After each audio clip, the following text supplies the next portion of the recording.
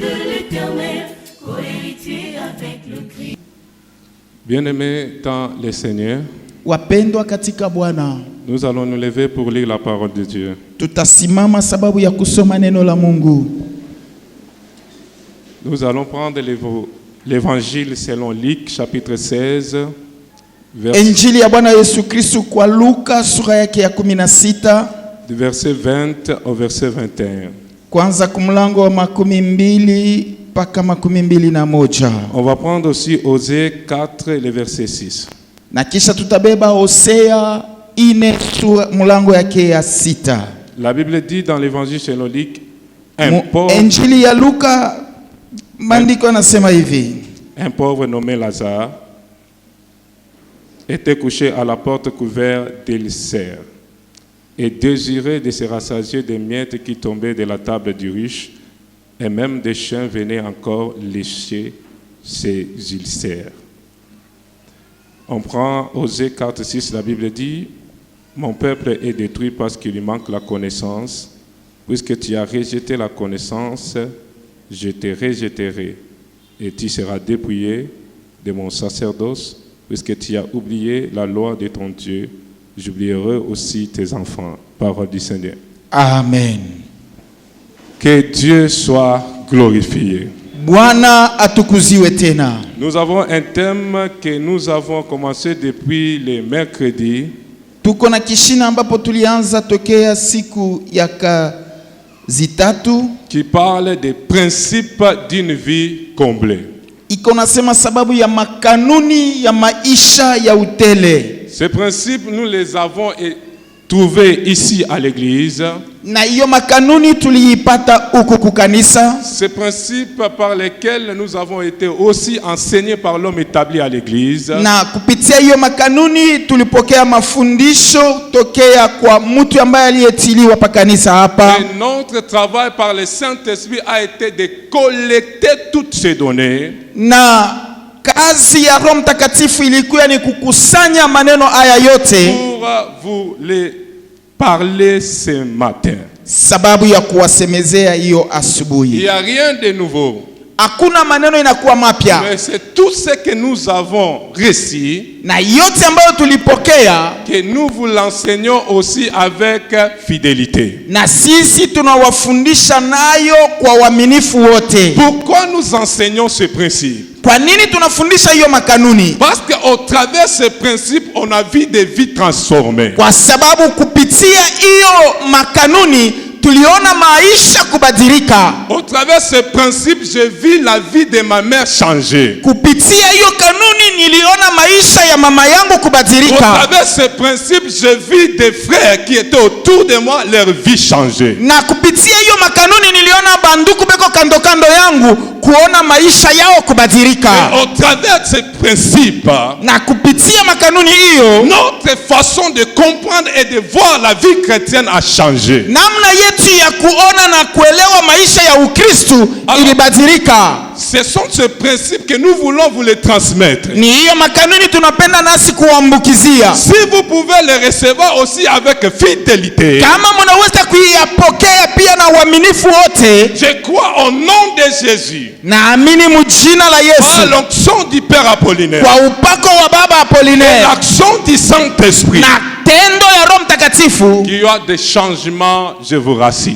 Kutakuya mabadiliko tunawahakikishia. Alors, vu le temps, kufatana na muda, on va demander à la technique de beaucoup nous aider pendant les messages. Tutaomba kubale beko ku mimbali kule batatusaidia sababu ya kutuongoza ndani ya ujumbe. Parce que nous devons terminer tous ces principes dans les 45 minutes qui nous restent. Maana tunapasha kuimaliza mwa hiyo dakika 45 inabaki. Le premier principe, kanuni ya kwanza, c'est le principe de la connaissance. Ni kanuni ya ufahamu. Le deuxième principe, kanuni ya pili, c'est le principe de la maturité. ni kanuni ya kukomala. Le troisième principe, Na kanuni ya tatu, c'est le principe du travail. ni kanuni ya kazi. Le quatrième principe, Kanuni ya ine, c'est le principe de servir Dieu. ni kanuni ya kumtumikia Mungu. Le cinquième principe, Na kanuni ya tano, c'est le principe des dîmes et des offrandes. ni kanuni ya chekumi na sadaka. Et un autre principe, Kanuni ingine c'est inafuata, le principe de partage et de générosité. ni kanuni ya kugawanya, ya roho ya kugawanya. Et le tout dernier principe, Na kanuni ya mwisho, c'est le principe des prêts et emprunts. ni kanuni ya kukongwesha na kukongola. On commence avec le principe de la connaissance. Tunaanza na kanuni ya ufahamu. Selon Osée, on dit, Kufatana na Hosea banatuambia, Dieu lui-même qui est en train de proclamer. ni Mungu ya mwenyewe eko na yatangaza. Il dit que mon peuple n'est pas détruit par autre chose. Asema taifa yangu ayaribishwe kwa neno lolote. Même mon peuple est détruit parce que justement il lui manque la connaissance. Lakini taifa yangu inaharibishwa sababu inakosa ufahamu. Le contraire de la connaissance, c'est l'ignorance. Na kipindupindu cha ufahamu ni uzalimu. Quand l'ignorance s'établit dans votre ministère, Wakati uzalimu unakaa ndani ya huduma wako, vous serez un malheureux dans votre ministère. utakuya waole muhuduma wako. Quand l'ignorance s'établit dans votre travail, Wakati uzalimu unaingia mukazi yako, vous allez échouer dans votre travail. utashindwa mukazi yako. Quand l'ignorance s'établit dans votre famille, Wakati uzalimu unakaa mujamaa vous yako, serez des malheureux sur la terre. mutakuya batu baole pa dunia. Alors le principe de la connaissance Kwa hiyo kanuni ya ufahamu va nous aider itatusaidia à ouvrir kufungula la série de l'ignorance. kile kifungo cha uzalimu. Parce qu'il y a des choses, je dois nécessairement le vivre sur la terre. Maana kuko vitu vile mimi napasha kubiishi hakika pa Il y dunia. a des choses, je dois toujours accueillir sur la terre. Kuko vitu vile mimi napasha kuona na kuishi pa Et dunia. par rapport à l'ignorance, Kufuatana na uzalimu, on a vu un homme de Dieu tuliona mtu wa Mungu dans la parole de Dieu muneno la Mungu, qui après sa mort, yeye kisha kufa kwake, ses enfants ont subi un esclavagisme. batoto yake balipasha kubebewa muutumwa.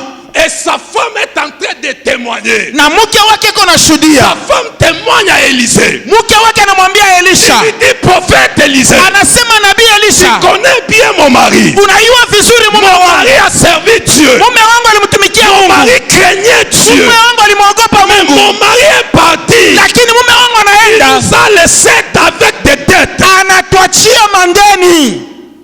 Moi, je crois à ce stade-là, Élisée devait dire, attends, nous allons commencer à chasser les démons de finances. Mimi na wazee mwingine kipimo, Elisha alimwambia tu asema tutafunga maombi ya kufukusha mpepo ya kukosa makuta. Élisée lui pose seulement la question. Lakini Elisha anamuuliza tu, Qu'est-ce que tu as dans nini ta uko nayo kwako kunyumba?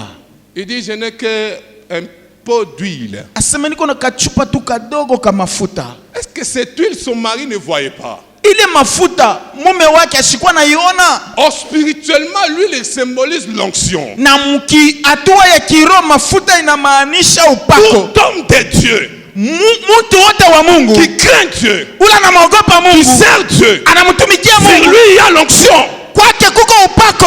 Avoir une onction, Kuwa na upako c'est une chose. ni kitu moja, Mais prendre cette onction kuchukua ile upako et la convertir à des choses qui vont te bénir, kuibadilisha mubitu vile vitakubariki, c'est une autre chose. ile ni kitu Il kingine. avait l'onction. Alikuwa na Il upako n'avait pas la connaissance de changer ou de convertir. lakini asikukuwa na ufahamu ya kubadilisha. Quand Élisée est arrivé, Wakati Elisha il alifika, a élevé la notion de conversion de l'onction à des choses qui bénissent cette famille.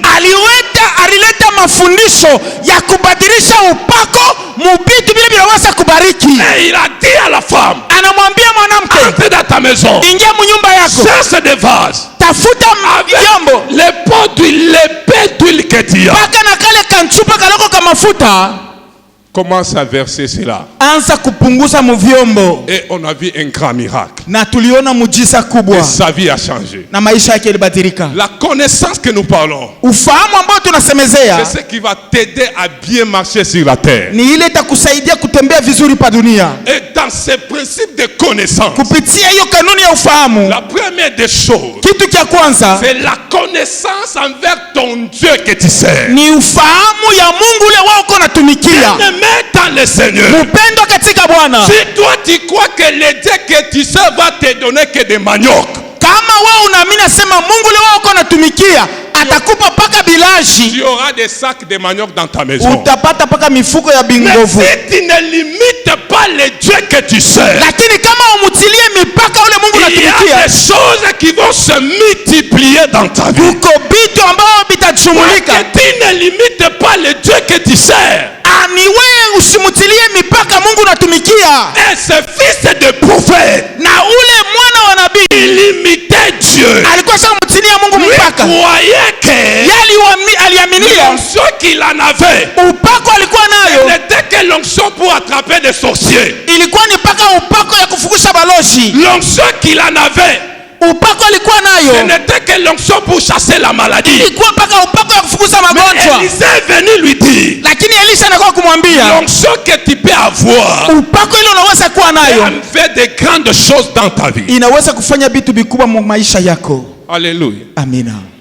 La connaissance de Dieu que tu sais. Ufahamu ya Mungu ule unatumikia. Deuxièmement, kia pili, la connaissance de l'homme établi. Ufahamu ya mtu alitiliwa. Il y a des hommes, kuna watu que Dieu peut placer devant toi. Mungu anaweza kubatia mbele yako. Juste un seul mot, ta vie change. Ni kusema tu msemo moja maisha yako yanabadilika. Alléluia. Amina. L'Élisée que nous voyons faire des miracles, Elisha huyu tunaona kutenda miujiza, c'est l'Élisée qui avait été critiqué par les mêmes fils de prophètes. Ni Elisha ule ambaye balikuwa beko nasemea bibaya kupaka bale bana banabii. La Bible dit quand Élisée suivait Élie, na Biblia inasema wakati Elisha alikuwa anamfuata Elia, les fils de prophètes commençaient à se moquer d'Élisée. Wana wa nabii walikuwa weko na mchekelea Elisha.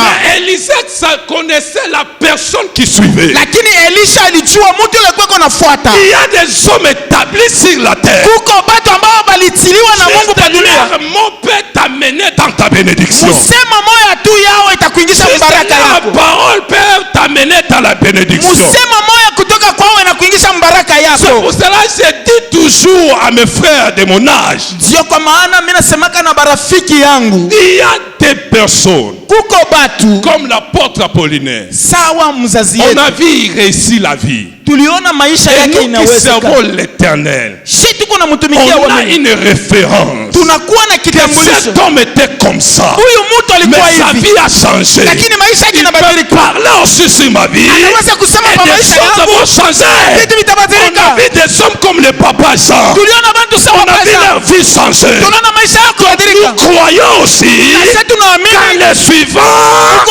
Il y a des choses qui vont changer. Kuko vitu vitabadilika kwetu. Il y a des hommes que Dieu a établis. Kuko batu wale Mungu alitia. Juste la rencontre avec ces hommes. Kukutana tu na wale batu. Des choses peuvent changer. Vitu vinaweza kubadilika. C'est pour cela. Ndio kwa maana souvent il faut pas fuir les combats. Hapana kukimbia vita.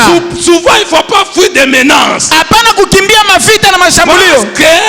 Kwa sababu la même Naomi qui te dit va-t'en. Kuko hata Naomi anakuambia sema uende lwako. Naomi qui peut te connecter à Boaz. Na kuko Naomi ule anaweza kukucholea kwa Boaz. Tunapenda kusema na mtu mmoja. Même Jean-Baptiste a dit à Jésus. Hata Yohana Mbatizaji anamwambia Yesu, je ne suis pas digne de délier la croix de tes sandales. Ili kufungua vilato vya miguu yako. Jésus a dit non. Lakini Yesu alisema hapana. Tu as été appelé pour m'amener là où je dois arriver. Il y a des personnes que Dieu amène sur ton chemin. Kuko batu bale Mungu anatia la connaissance de leur reconnaître. Et il faut pas les lâcher.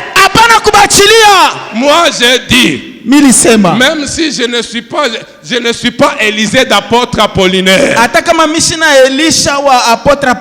je peux être même cet homme de Nicodème. Pendant la journée, vous ne me voyez pas avec Jésus. Pendant la nuit des choses bloquées, je dis papa, pas bien chindika, la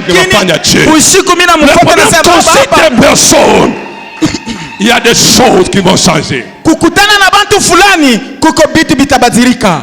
Et la connaissance comme principe Na ufahamu kama kanuni va te pousser à te connaître aussi. itakusukuma udijue na wewe. Toi maman, connais-toi. Udijue mama, udijue. Unaanza kubricole mariage yako Mungu akupatia unaanza ibricole. C'est parce que tu ne te connais pas. Ni sababu Si udijue. tu connais que l'homme à qui Dieu a approché auprès de toi est une grande bénédiction. Kama tu unavumbula sema mtu ule uko naishi naye njo baraka kubwa kwako. Il y a des choses qui vont changer dans ta façon de vivre. Kuko bintu bitabadilika mnamna yako ya kuishi. Alléluia. Amina. Ça c'est le principe de la connaissance. Ile ni kanuni ya ufahamu. Le deuxième principe, Kanuni ya pili c'est le principe de la maturité. ni kanuni ya kukomala. Alléluia. Amina. Dans le principe de la maturité, Mukanuni ya kukomala on va dire ceci. batasema hivi. Il y a des choses Kuko bitu qui vous manqueront bitakuwa kosa jusqu'à ce que vous ayez le niveau de ces choses. paka na pale moyo mutafikia muhatua ya bile bitu. Il y a des choses Kuko bitu qui vous manqueront bile wewe utabikosa jusqu'à ce que mpaka na pale vous ayez le niveau utafikia mwa hiyo hatua de ces choses. ya bile bitu. Moi Mungu naona tu sa baraka ya Mungu itakuwa tu ya bulebule hivi. Si Mungu na yeko naangalia nikipatia huyu atanitomboka. Nikipatia huyu anaweza kuchambula quartier yote mjima. Hapa sasa acha nimiambie bile kumlani bintu bya Mungu bishakuwa nguvu kubipata. Pourquoi? Parce que Dieu est tellement jaloux pendant cette période. On a shinda sana nikimpatia huyu atafanya bioche. Mungu na yeko na bwivu Alors la maturité kukomea est aussi une clé qui va déclencher des bénédictions dans ta vie. nayo ni fungulo ile itafungula mabaraka. La Bible déclare Biblia inasema aussi longtemps l'héritier est encore wakati enfant. yote murithi atakuwa angali mtoto kiloko, Il ne se diffère à rien d'un esclave. ashachane na mtumwa. Il ne se diffère à rien d'un esclave. Ashachane na mtumwa atapa kaloko. Un enfant ne connaît pas ses droits. Mtoto ashiwe mahaki yake. Un enfant ne connaît pas ce qui lui est réservé. Mtoto ashiwake kile kinakuwa kyake beko na Et mchungi yake. le problème de la maturité, Mambo ya kukomea ce n'est pas le nombre d'années que tu as passé à l'église. aina bwingi bwa miaka huko mukanisa.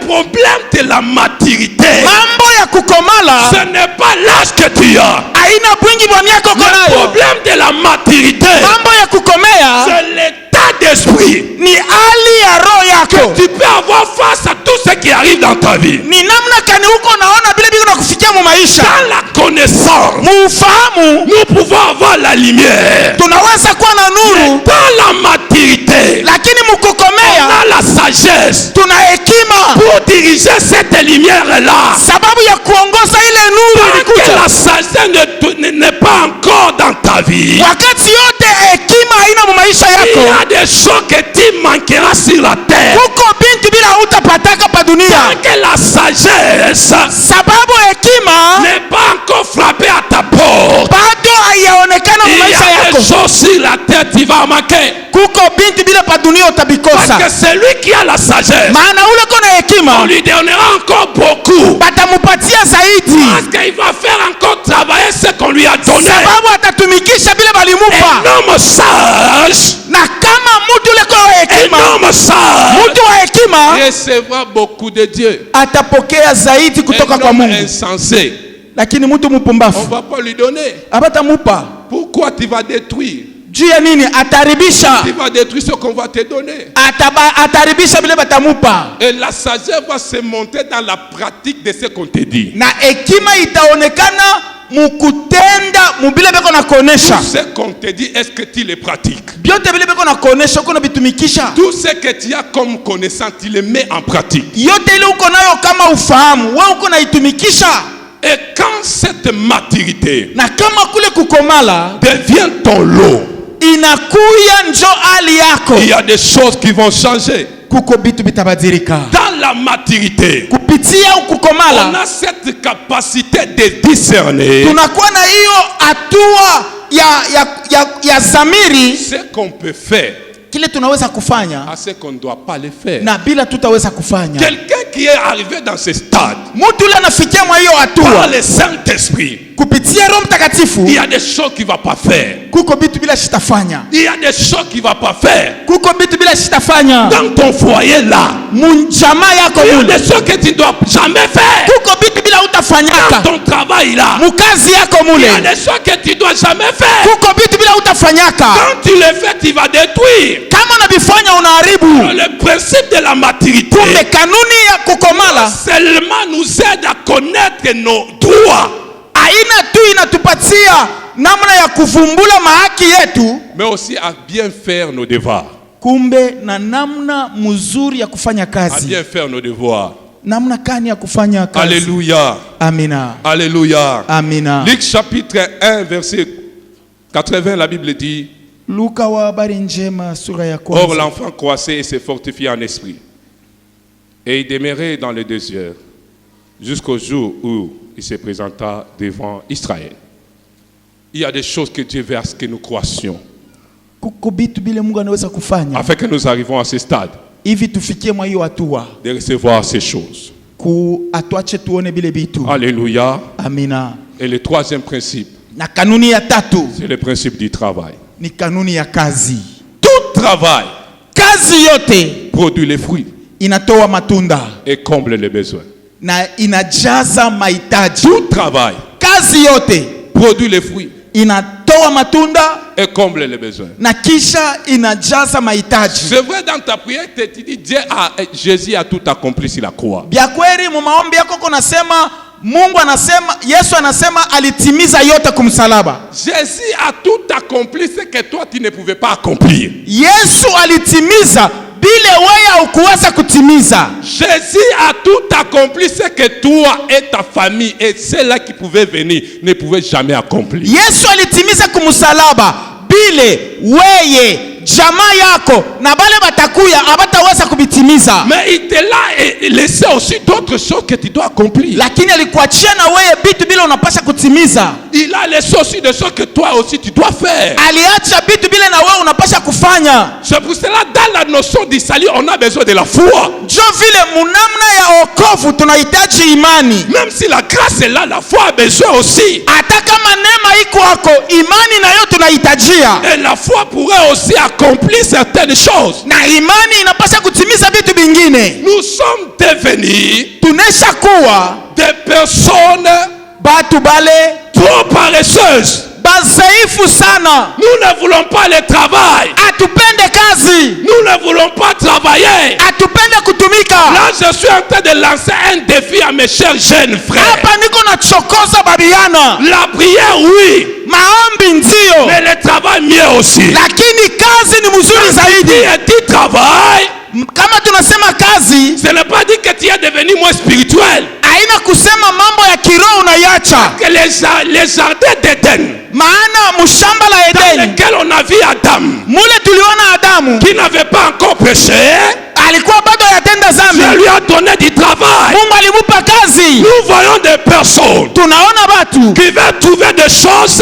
beko napenda kupata par bitu facilité. kwa teketeke Pour tu. cela, il y a d'autres personnes Soko maana kwa batu qui bengine sont à l'église. beko kukanisa, Quand ils ne voient pas kama baone ceux qui sont venus chercher, bale banakuwa ils kutafuta fuient l'église. banakimbia Mais kanisa. quelqu'un qui est venu chercher Christ, Lakini ule alikuwa mtafuta il Kristo va trouver Christ. atamupata Et il Kristo, va chercher aussi à travailler. atatafuta kisha na kazi. Le travail Kazi ne te rend pas moins spirituel. haikufanya wewe ukuwe Mais le mtu wa travail kiroho, lakini Te kazi donne la capacité de faire comme Dieu. inakupatia uwezaji wa kutenda kama Parce que Mungu. Jésus dit, Sababu Yesu anasema mon Père est à l'œuvre. baba yangu yuko anatumika Moi aussi je suis à l'œuvre. na mimi naendelea kutumika. Alors quand tu travailles, Kama unatumika tu auras le fruit de ce travail-là. utapata matunda ya hiyo kazi. 2 Timothée chapitre 2 le verset 6. Timotheo wa kwanza sura yake ya pili mlango wa La 6, Bible dit, Biblia iko nasema il faut que les laboureurs travaillent inabidi mfanyakazi atumike avant de recueillir les fruits. mbele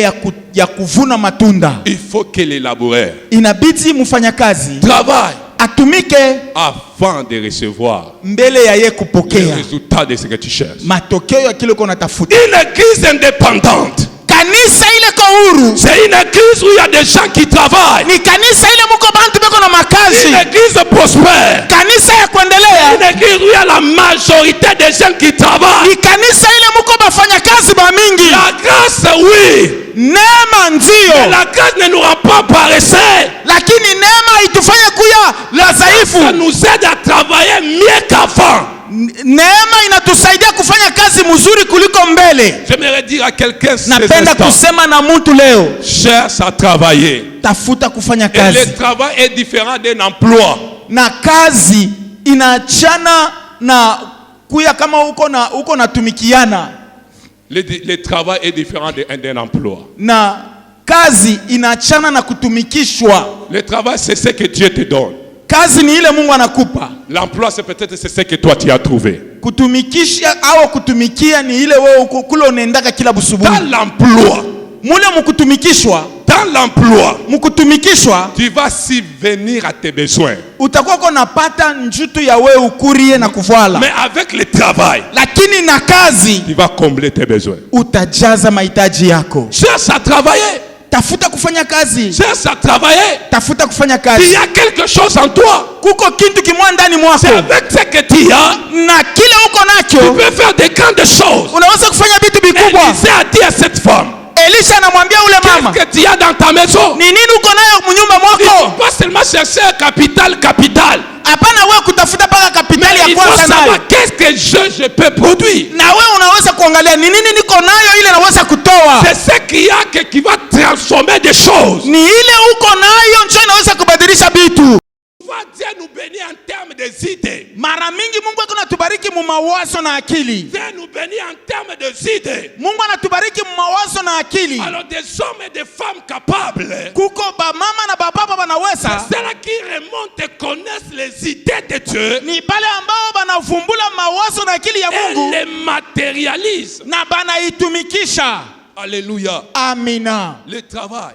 Kazi nous rend indépendants. Inatufanya tuwe uhuru. Quand nous lisons 1 Thessaloniciens 4 versets 11 à 12. Wakati tunasoma Wathesalonike wa kwanza sura yake ya 4 mlango wa 11 mpaka 12. On peut nous balancer ces versets. Banaweza kutuandikia hiyo shairi. 1 Thessaloniciens chapitre 4 11 à 12. Wathesalonike wa kwanza sura yake ya 4 mlango wa 11 mpaka 12. Alléluia. La Bible dit. Biblia iko nasema et à mettre votre honneur à vivre tranquille. À mettre votre honneur à vivre tranquille. À vous occuper de vos propres affaires et à travailler de vos mains, comme nous vous l'avons recommandé, en sorte que vous conduisez honnêtement envers ceux du dehors et que vous n'ayez besoin de personne. Alléluia. Amina. Paul nous recommande ici de faire du travail. Paulo anatuagiza hapa kufanya kazi. Il dit quand vous vous conduisez ainsi, anasema kama mnachongoza hivi, vous serez des exemplaires envers ceux du dehors. Mutakuwa mfano kwa wale wako nje. Ceux du dehors, ce sont ceux qui ne connaissent pas Christ. Wale wako nje ni wale wamjue Kristo. Vous savez, souvent notre chrétienté est bafouée. Munayua mara mingi bukristo bwetu bunazarauliwa. Parce que nous qui avons Christ, kwa sababu shetu kuna Kristo, tukunaenda ku Kongo là-bas là bamuyue Kristo. C'est là que notre chrétienté est bafouée. Ni pale bukristo bwetu bunazarauliwa. Alors il dit que vous soyez libre. Paulo anasema muwe huru. Vous soyez indépendants. Muwe huru. Vous donnez l'exemple envers ceux du dehors. Mulete mfano kwa bale beko nje. Ceux qui ne connaissent pas Christ. Bale bamjue Kristo. Par votre manière de travailler. Munamna yenu ya kufanya kazi. Par votre manière de faire. Munamna yenu ya kutenda. Et une chose papa que je regrette dans le travail. Kitu kile tuko na huzunika mukazi. J'ai fait 5 ans dans l'enseignement. Mina fanya miaka 5 mukufundisha. Une année dans une entreprise minière. Mwaka moja mina tumika mu kampuni ya madini. Et les autres années c'est dans mon travail personnel. Na hiyo wakati ingine niko mukazi yangu ya mimi mwenyewe. Mais pendant toutes ces périodes là, mwa hiyo mawakati yote, je ne vois pas un employé mishione mfanyakazi qui parle mieux de son travail. Anabeba bitu vya kazi yake. Qui parle mieux de son travail. anabeba vitu vya kazi yake. Tous les employés Bale bote beko na makampuni plairaient toujours bataendelea paka et déclaraient toujours à mal. na batakwambia paka mububaya. Le travail que tu fais Kazi ile unafanya ne te bénit pas haikubariki parce que tu parles toujours à mal. sababu unasemaka paka mbaya. Ikajenye utanyo itakuwa Eh, ikajenye depuis ninganza kuisemea mubaya ina kuibariki. kutompola tompola na Tous yote les unasikia. employés parlaient toujours à mal de travail. Bafanya kazi beko paka najitompolea juu ya makazi. Quelqu'un qui reçoit mon salaire fatua, Ule eko napokea mshahara yako mara mais tatu, je l'écoute en train de pleurer, lakini wewe unamshikia na ria. ça ne va rien changer. Hakuna kitu Et kitabadilika. ce qui est dommage, Nijo inakuwa ya ole. les chrétiens aussi font les mêmes choses. Ba Kristo beko nafanya nabo namna moya moya. Le même travail, Kazi le même moya. emploi que tu fais, Kazi moya moya unafanya. tu parles toujours à mal. Uko naisemea bibaya. Ça ne te bénira jamais. Haitakubariki kamwe. Parce que l'homme va manger le fruit de ce qui sort de sa bouche. Maana mtu atakula matunda ya ile natoka C'est mkinywa pour yake. cela ça te rend toujours malheureux. Ndio kwa maana inakuachilia paka Pourquoi waone. tu parles mal de ce travail? Sababu uko nasema mubaya juu ya Si tu kazi. veux que les choses changent, Kama unapenda vitu tu vibadilike, dois parvenir à parler mieux de ce que Dieu te donne. unapasha kufika mkusemea bizuri kubile Mungu alikupa. Ça peut se montrer le faible commencement, Inaweza kuonekana kama ni dhaifu mais là où kumwanzo, Dieu t'amène, lakini kule Mungu il y a anakupeleka des grandes bénédictions. kuna mabaraka kubwa. Le travail Kazi nous rend libres. inatutia huru. Une autre chose, Kitu kingine, dans le travail, mukazi, vos besoins mahitaji yenu resteront incomblés itabakia bila kumalizika jusqu'à ce que vous ne dépendez plus de la poche des autres. paka na pale amutakuwa muko naishi kufuatana na msimamo. Ici, j'écoute un jeune qui dit, Hapa mimi nasikia kijana mmoja kunasema, frère, moi j'attends seulement que l'autre là change, moi aussi je vais changer. mimi niko naongolea tu paka pale Muyomba atakuwa député na Moi mimi j'attends nitakuwa. que le gouvernement, s'il change, ma vie aussi va changer. Mimi niko naongolea paka pale gouvernement itabadilika na Si mimi tu itabadilika. parles ainsi, Kama uko nasema hivi, l'année ici et l'année prochaine hii mwaka na ile mwaka ingine sera la même année, itakuwa mwaka moya moya, juste les chiffres qui vont changer. ni paka manamba ndio itabadilika. Tu ne dois pas dépendre de la poche des autres pour changer ta vie. Hautaweza kuishi kuambatana na maisha ya bantu Il wengine n'y a tumeshabadilika. aucune personne qui a vécu une vie comblée Hakuna mtu hata moya ule alikuwa na maisha yenye en kujaziwa dépendant des poches des autres. mukuishi kufatana na watu wengine. Parce que c'est lui à qui tu espères dans sa poche. Maana yule ambaye uko natumainia Sa poche aussi est trouée en comblant des besoins aux autres. na yeye akiba yake iko na toboka sababu apate kusaidia wengine tena. Peut-être sur la liste il y a la 7e personne. Sasa zingine muvile musha kulipanga wewe uko kama ni wa 10. Il faut que cette personne termine avec 6. Toi la 7e. Ah maman, papa. Ah. Inabidi ule muntu mbele aishe na bale asha kupanga kumbele yako ndio afike peko Tu wewe dois sasa. dépendre de Dieu. Unapasha kuishi Et kumbatana na par Mungu rapport au travail qu'il te donne. kufuatana na kazi ile Mungu anakupa. Et quand tu fais comme ça, Na kama unafanya vile tu seras indépendant utakuwa uhuru dans tes finances. mu mapato yako. Alléluia. Amina. Là, on peut prendre 2 Thessaloniciens 3, 10 à 12. Watesalonika wa pili sura yake ya 3 mlango ya 10 mpaka On ne 12. va pas lire, mais quelque chose que Paul est en train de dire ici. Tunaelewa kitu kimoja Paulo yuko nasema Que hapa. si parmi vous, il y a des personnes qui vivent en désordre, Kama katikati yenu kwa bantu beko naishi mu muvuruko, c'est parce qu'ils ne travaillent pas. ni jua bafanye kazi. Quelqu'un qui travaille, Muntu yuko natumika, il n'a pas le temps de critiquer. ana na wakati ya kushimanga. Le temps de critiquer, c'est le temps où on l'appelle au travail. Wakati ya yeye kushimanga ndio wakati beko na Si muhitaji nous kukazi. avons un esprit de travail, Kama tuko na roho ya kutafuta kazi, même des critiques au milieu de nous, on ne hata va pas les mashimango trouver. katikati yetu haitakuyamo. Ce sont des personnes qui n'ont rien à Ni faire, bantu bale bana na mambo ya qui kufanya, ont un monde de critiques. ni bale beko naendelea mu mashimango. Quelqu'un qui te prend même une heure en train de critiquer, il n'a pas du travail. Muntu ule unafanya saa moya mkushimanga bantu bengine, ana na Il kazi, n'a rien à faire. ana na vya Mais kufanya. celui qui n'a rien à faire, Ule ana na vya kufanya, il va continuer toujours à critiquer. ataendelea kusema mpaka bibaya. Mais moi, tu ne vas pas me prendre 2 heures. Mia hautanibeba wakati Parce yangu, qu'il y a des choses, je suis en train de penser. maana kuko vitu vile niko nawaza. Je dois écrire ça, je dois faire ça, je dois faire ça. Mais prendre 2 heures, c'est beaucoup de temps. Mimi napasha kuandika hii, mimi napasha kufanya hii. Ile yote ni wakati. Paul dit aux Thessaloniciens. Paulo anasema na Wathesalonika. Si vous voyez les désordres parmi vous là. Kama mnaona mvurugo katikati yenu. Il y a les gens qui ne travaillent pas. Ni sababu kuko batu abafanye kazi C'est abatumike. parce qu'il y a des gens qui n'ont rien à faire. Sababu kuko batu abana na vya kufanya. Ce message doit nous révolter. Hiyo ujumbe napasha kututongosha. Nous devons toujours faire quelque chose. Tuko paka na ishi mvuruko. Tu sois une maman, tu sois un papa, tu dois faire quelque chose. Uko baba, uko mama, unapasha kufanya kwa kitu Il y a moja. raison pour laquelle Ndio kwa sababu il y a d'autres personnes qui fuient les responsabilités. kuko bantu bengine beko nakimbia madaraka yao. Kulandia mampombe. Ils prennent de l'alcool. Anakunywa mpombe, analewa. Ils sont incapables de répondre à leurs responsabilités. Sio hata kama beko namuuliza lwake yako paka macho paka hivi. Des papas irresponsables. Baba ule ashina na Des madaraka. mamans irresponsables. Mama ule ana madaraka. Ils ne sont pas en mesure de répondre à leurs responsabilités. Abana na uwezaji ya kujibia kwa madaraka yao. Alors si au milieu de nous, Kama katikati yetu nous avons des esprits de travail, tuko na maroho ya makazi, même des critiques au milieu de nous, on ne va pas les trouver. hata mashima ngo katikati yetu haitakuya hapo. On doit travailler. Tunapaswa Mon kutumika. frère, tu dois travailler. Nduku, unapaswa kutumika. Ce n'est pas seulement dans une entreprise. Haina paka mkampuni. Moi, je vois les montants qui reçoivent beaucoup d'argent que les autres là. Miko naona ba manseba beko napata makuta mingi kupita hata bale beko Moi, nenda. je vois les personnes qui déchargent ici, ils reçoivent beaucoup. Mimi naona bantu bale beko na shusha tu sima. Magharibi anatoka na yake. Et une fois, je suis allé dans une boulangerie, j'ai trouvé que des mamans prenaient les pains sans pour autant donner quelque chose.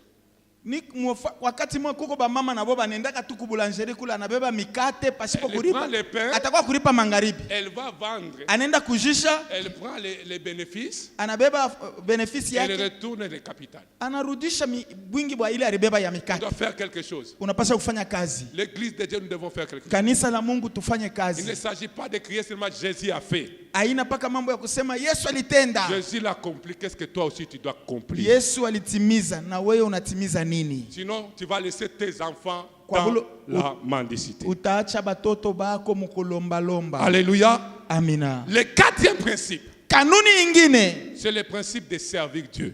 ni kanuni ya kumtumikia Mungu.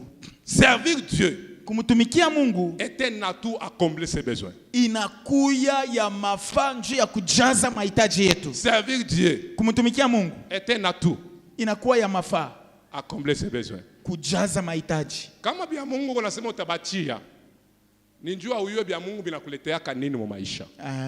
Angalia pale unataka tu kumtumikia Mungu. Binini binafanyika maisha yako. Bya kweli. Tu te sens que tu es devenu lourd. Unajisikia unakuwa bujito. Tu te sens comme si tu as des problèmes. Unajisikia sasa mtu liko na mambo kuro. Quelqu'un qui ne sert pas Dieu, Mtu la simtumikie Mungu il n'aura pas la différence à celui qui est païen.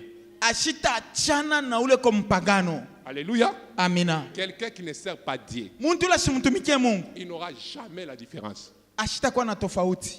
Nous avons la différence, Shiye tuko tofauti c'est lorsque nous servons Dieu. ni wakati tunamtumikia La Mungu. Bible déclare, Biblia iko wazi. vous verrez maintenant la différence Mutaona sasa tofauti entre ceux qui me servent kati ya bale beko na et ceux nitumikia qui ne me servent pas. na bale banitumikie. Toi, tu dis que l'Éternel est ton berger. Wewe uko nasema wa milele ni Mais mchungaji tu wako, fuis pour le servir. lakini uko nakimbia kumtumikia. Il est ton berger en quoi? Eko mchungaji wako kunini? Il est ton berger en quoi? Eko mchungaji wako kunini? Parce que servir Maana kumtumikia égale adorer. inamaanisha kuabudu. Dieu dit à Moïse, Mungu eko nasema na Musa, va dire à Pharaon wende ukamwambie Farao, qu'il laisse mon peuple venir me servir. ache taifa yangu kwa kunitumikia, Qu'il laisse mon peuple venir m'adorer. ache taifa yangu kwa kunyabudu. Toi, tu refuses de le servir. Wewe uko nakatala kumtumikia, Tu refuses de l'adorer. unakatala kumwabudu, Et quand tu refuses de l'adorer, na kama unakatala il kumwabudu n'y a aucune protection sur ta vie. hakuna ukingo juu ya maisha Si yako. tu déclares, oh l'Éternel est mon bouclier, il n'est pas ton bouclier. Bale beko nasema wa milele ni ngabo yangu, Il ana n'est ngabo yako, pas ton bouclier. ana ngabo yako. Par rapport à ce que tu fais là, il Kufuatana na n'est vile pas uko ton bouclier. nafanya, ana ngabo yako. Tu refuses de le servir. Unakatala kumtumikia, Tu refuses aussi sa protection. unakatala na ukingo Tu wake, refuses de le servir. unakatala Tu kumtumikia, refuses aussi ce qu'il y a lui. unakatala na vile vinakuwa vyake. Lui-même a dit, Yeye mwenyewe anasema, est-ce qu'il y aura quelqu'un qui va servir maman et me servir? Kutakuwa ule atatumikia mamo na kunitumikia na mie. Soit tu sers maman, soit tu me sers. Au unamtumikia mamo au unanitumikia. Alors, comprenons que servir Dieu tuelewe kusema kumtumikia Mungu nous donne beaucoup de bénédictions. iko natupatia mabaraka ya mingi. Genèse 49 verset 25. Mwanzo 49 mpaka 45. La Bible dit, Biblia inasema, c'est l'œuvre du Dieu de ton père. Umutumikie Mungu wa baba yako. Écoutez bien aimé. Shikia. C'est l'œuvre du Dieu ton père. Ni kazi ya Mungu baba yako. Kia kwanza, qui t'aidera. Itakusaidia. C'est l'œuvre de tout puissant. Ni kazi ya mwenye uwezo. 2. Kia pili, qui te bénira. Itakubariki. Ça va me bénir comment? Itanibariki namna gani? Ça va te bénir des bénédictions d'en haut. Itakubariki na mabaraka ya yulu. Des bénédictions dans les eaux. Na mabaraka ya mumaji. Des bénédictions de mamelle et du sein maternel. Itakubariki na mabaraka ya mkifua ya mama. Wewe kuna katala mtumikia Mungu. Au yue matokeo ya kumtumikia Mungu. Yes. C'est lui qui sert l'Éternel. Ula na mtumikia wa milele. Lui-même a dit, j'ai fait de mes serviteurs. Yeye anasema miko nafanya wafanyakazi bangu. Des flammes de feu. Banakuya kama ndimi za moto. Wewe ukaloke bintu vya mtumishi wa Mungu, utanjia wapi? Utakuta moto. C'est parce que tu ne sers pas Dieu. Ni sababu mtumikie Mungu. Tu as abandonné Dieu. Unamwacha Mungu. Il y a des choses qui t'arrivent. Njoo kuko bintu biko nakupata. Ces malheurs arrivent. Ni ole inafika. Parce que tu as refusé de servir Dieu. Sababu ulikatala kumtumikia Mungu. Ces choses qui t'arrivent. Bitu bile biko nakupata. Tu n'as pas la paix, tu n'as pas la joie. Hauna na furaha, hauna na amani. Parce que tu as refusé de servir Dieu. Sababu ulikatala kumtumikia Mungu. Maintenant, la différence dans le service de Dieu kumbe tofauti mkumtumikia Mungu ne vient pas par rapport à la quantité de services rendus. Haikuye kufuatana na bwingi wa makazi ile tunafanya. La différence dans le service de Dieu, tofauti mukazi ya Mungu, nous l'obtenons par rapport à la qualité des services rendus. Tunaipokea kufuatana na hali ya kazi ile tulifanya. C'est cette qualité à servir Dieu hiyo hali ya kumtumikia Mungu qui va faire la différence. So itafanya tofauti entre celui qui ne le sert pas kati ya ule kona mtumikia et toi tu le sers. Na wewe ule umtumikie. Kuku bantu bako la tulanda saba na mtumikia Mungu bako le jitumikia bo penyewe. Beko natumikia mantumbo yabo na mahitaji yabo. Amen. Yes. Boko le tulanda ama mtumikie Mungu bone jitumikia. Uko na chunga ishiku tapatia amo. La différence tofauti c'est dans la qualité. Ni muali. Pas dans le nombre de services. Apana mubwingi bwa makaji. La qualité.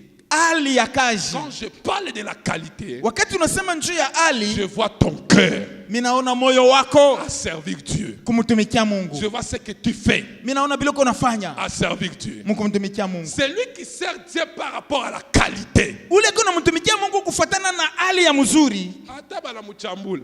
Ataba na mubenga. Yes. Yeye. Mpaka na Mungu. Unaona pourquoi unabiachaka? Unabiachaka njoo unatumikiaka bantu. Au yafika munivo kumtumikia Mungu bya kweli. Bya kweli. Unabiachaka unatuachiaka abyo bya kweli kumtumikiake Mungu. Unatutumikiaka shie. Na vile unatutumikiaka shie tuna na makuta kupachia. Mais kama unamtumikiaka Mungu utamuchunga paka atakuachia. Yes.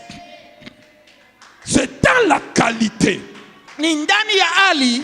C'est dans la qualité. Ni ndani ya hali qui a la différence. Cho munakuwa tofauti. C'est dans la qualité. Ni ndani ya hali qui a la protection. Munakuwa ukingo. C'est dans la qualité. Ni ndani ya hali ya mzuri. Il y a des promesses tu n'as pas idée. Cho munakuwa mahadi la utawazia. J'aime quand je lis la parole de Dieu. Napenda wakati nasoma neno la Mungu. Dieu est en train de parler. Wakati Mungu ako nasema. Mistaacha ule eko wangu. Toi qui sers l'Éternel. Wana mtumikia wa milele. Jamais. La Bible dit, il est le rémunérateur. Celui qui sert l'Éternel. Descendance yake. Aita teswaka. Amen. Quand tu sers Dieu à la qualité. Batoto yako batalombaka. Amen. Mina nakwambia vya kweli. Yes. Hata kama una hapo, kazi yako itasema. Amina. Dorcas, ce qu'elle faisait à parler. Bile alikuwa konafanya bilisema. Bantu mamwa wanakuwa mwangalia Yesu. Unaweza kusabu mambo yetu yote, mais ule muntu njoo la yenga hiki kintu. Waza. Bien, mais quand tu sers Dieu, kama unamtumikia Mungu dans la qualité, muali, il y a la différence. kuna kwa tofauti. Bien aimé, on va directement par rapport au temps. Tunaenda tena mbio kufatana na wakati. Le cinquième principe. Na kanuni ya 7. C'est le principe des dîmes et des offrandes. Ni kanuni ya chekumi na sadaka. Le principe des dîmes et des offrandes. Kanuni ya chekumi na sadaka. Je suis arrivé dans une église de la communauté. Nilifika mukanisa moya ya communauté yetu. Une paroisse de la communauté. Kanisa moya.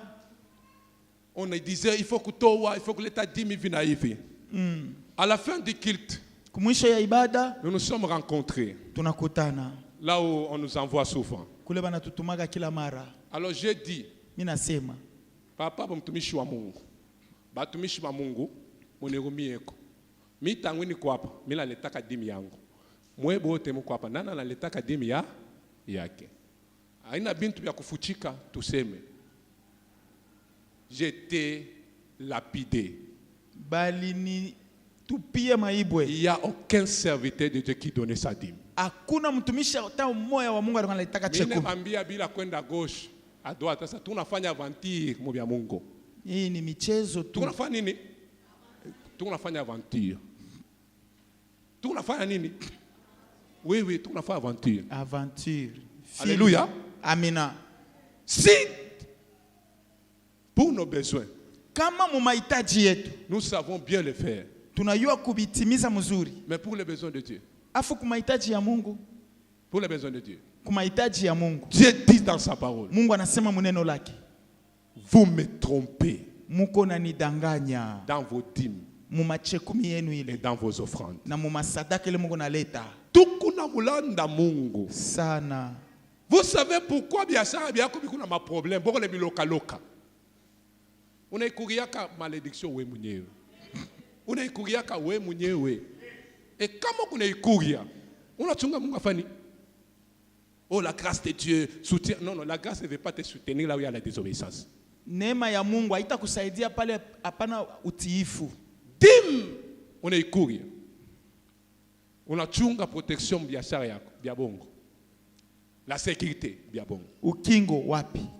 Quand quelqu'un donne sa dîme, wakati mtu anatoa chekumi yake et donne son offrande, na analeta sadaka, Dieu est en train de donner une promesse. Mungu eko naleta adi ya kusema mutaona mitafungula mamilango ya baraka.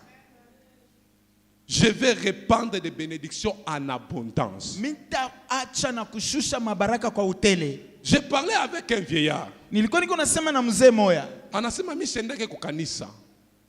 Naambia kwa nini uendeke kukanisa?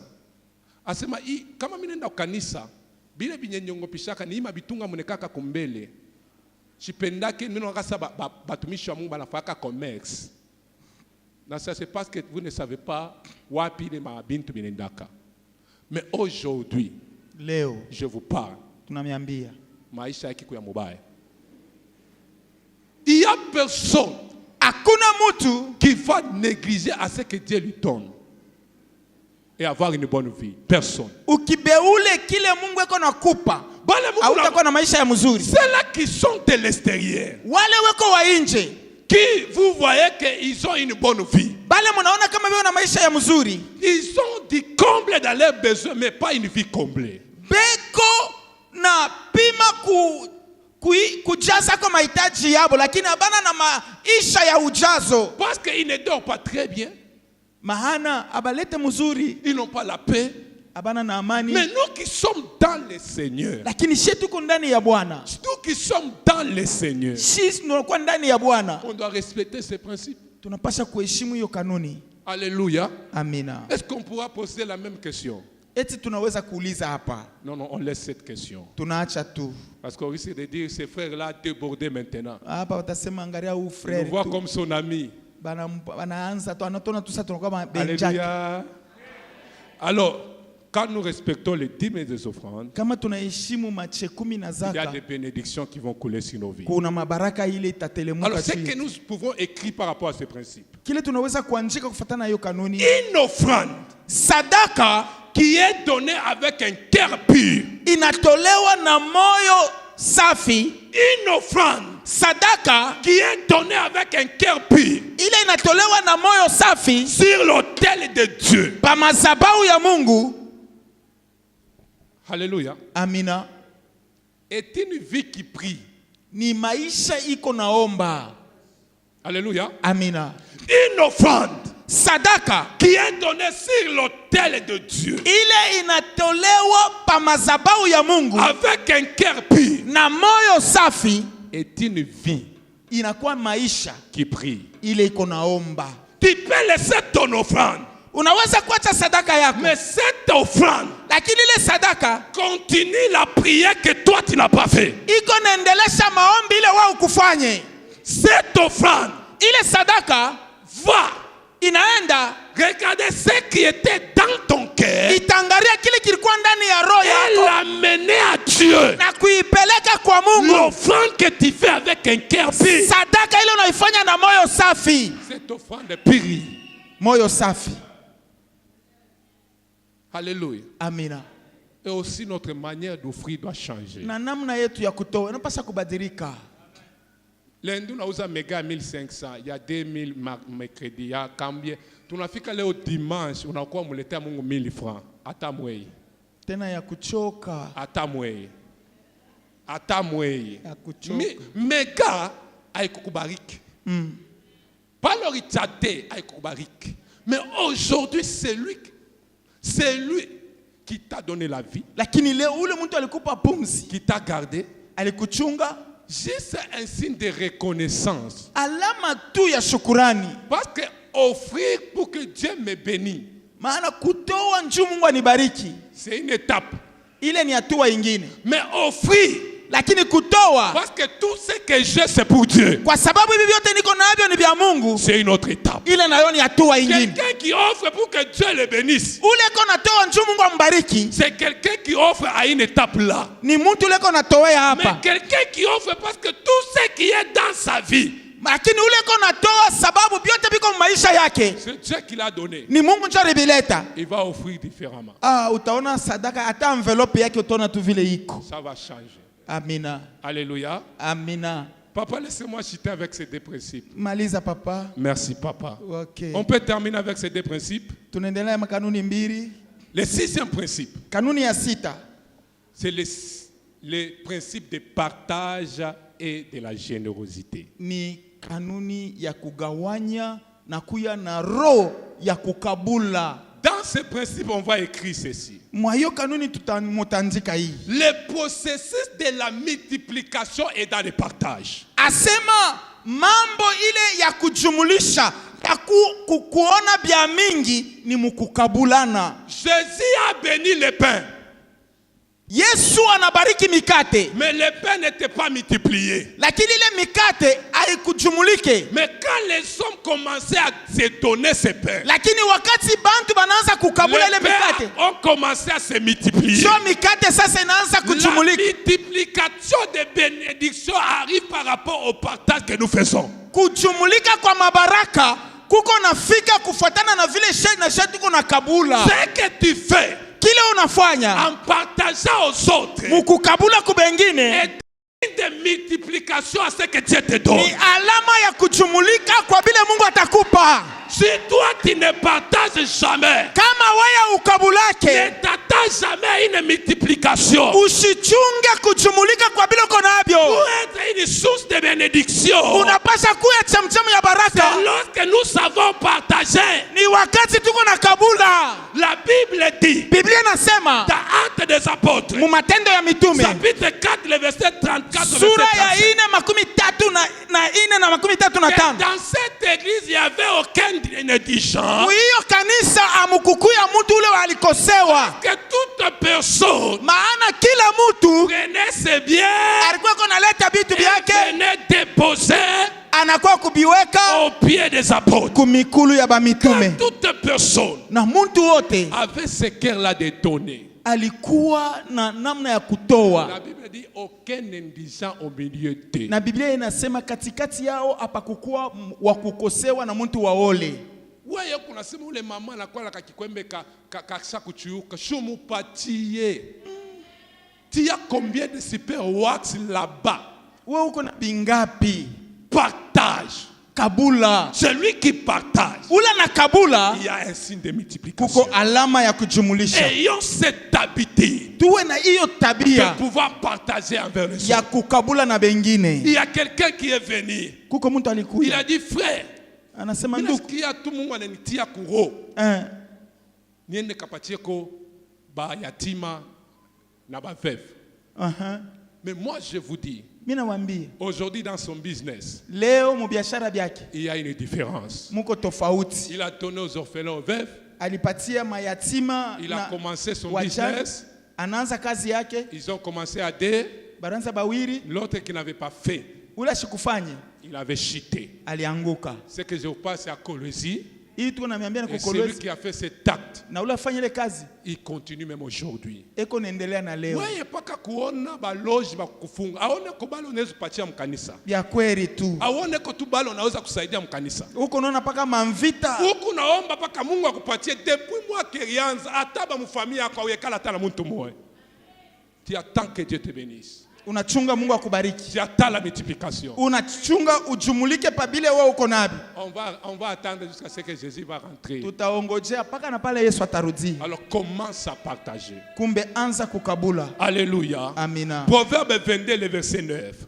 Mezali 22 na La Bible dit, Biblia inasema l'homme dont le regard est bienveillant sera béni. mtu ule kuangalia kwake kuko kuzuri atabarikiwa. Parce qu'il donne son pain aux pauvres. Sababu analeta mkate yake kumaskini. Celui qui a pitié des pauvres prête à l'Éternel. Ule anaonea maskini huruma anamkongwesha Mungu. Et on termine avec le dernier principe. Tunamaliza na kanuni ya mwisho. Le dernier principe, Kanuni ya mwisho c'est le principe de prêt et emprunt. ni kanuni ya kukongola na kukongosha. Batumishi ya Mungu. Yes. Batumishi ya Mungu. Yes. Na huyu Mungu mutufundisha kama muku na maisha kukongola kongola amutapataka abondance maisha yenu. Batumishi ya nini? Ya Mungu. Kama muku na maisha kukongola kongola amutapataka abondance maisha yenu. C'est la seule chose qui a aidé ma mère à faire autrement. Ni kitu kile ambacho kilisaidia hivi nifanye namna nyingine. Chaque fois maman prenait l'argent de finka, des ordres de nyumba na papa. Unakongola makuta ya On finka. a décidé maman, Asema mama. Ubiache tu kama nikufa tufa nini? Tukufwe. Mama acha kubeba bile, siku moja watatubeba mpango, mwe na papa mutachana. Mama alishikia batoto, mama alishikia bwanake.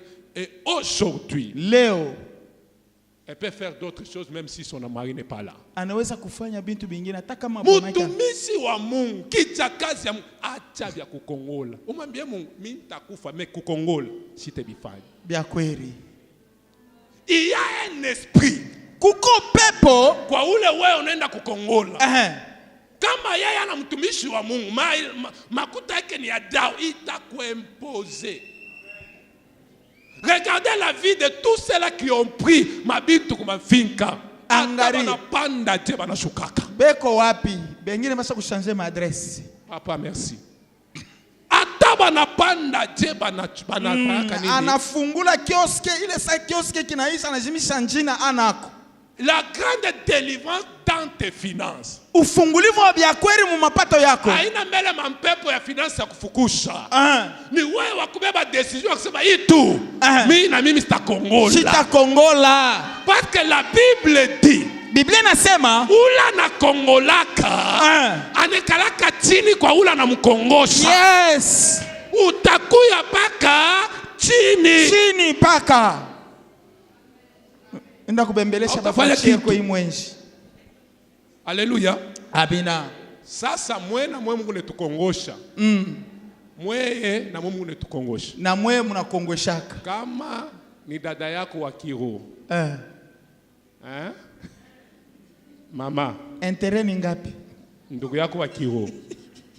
Ukimkongosha na intérêt ya kwanza, hauna mtumishi wa Mungu. Wewe naona tukongoshaka. Tunakuiona unatumikiaka Mungu. Unamkongosha dada yako wa kiroho. Na ma pourcentage. Tubu.